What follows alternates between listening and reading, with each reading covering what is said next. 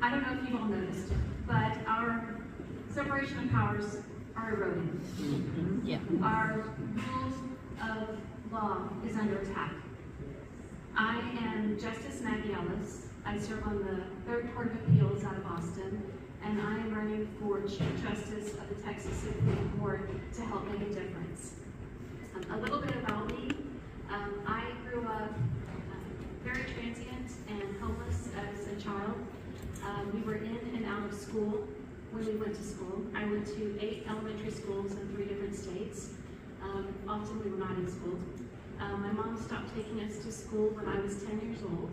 When I was 11, we were living in our car in New Mexico. The last time I had been in school, we were in Nebraska. I begged her to put me back in school. She drove me back home to Texas and left me at the gas station about 2 miles from my father's house and drove away. I didn't see her again for 12 years. I am the only one of my 8 siblings who's ever attended university or graduated from college. It took me 16 years to get my degree from UT.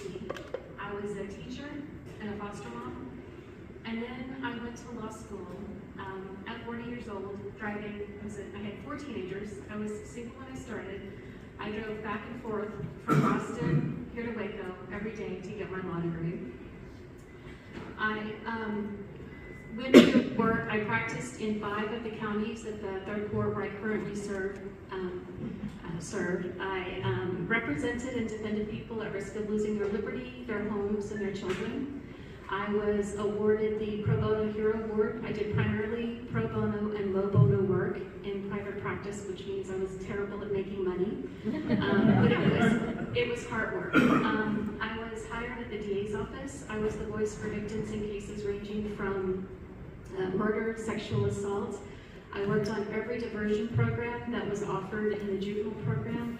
I worked in CPS system because giving parents the tools to keep children with their families and keep them safe was a huge priority for me. I'm the only woman in Texas out of 108,000 attorneys. I am state board certified in juvenile law and nationally board certified in child welfare law. I was appointed as a judge, an administrative law judge, and then I worked in a county department. I was in-house counsel for a department that had almost 500 employees. I have handled thousands of matters in court. I bring tremendous legal experience to this seat, but I also bring a lived understanding of what so many people who come before the court have experienced. When I ran for the seat that I am in, it serves 24 counties. It's the size of West Virginia. We were told, stick with Travis County. That's where all the votes are. And my husband and I said, you can't serve people that you don't see. And every county has a different culture, and justice looks very different in every county. So we put 40,000 miles on our truck. We knocked on 10,000 doors. And what we didn't realize was happening at the time was that the Republican Party and Elon Musk were pouring millions of dollars to flip the appellate seats.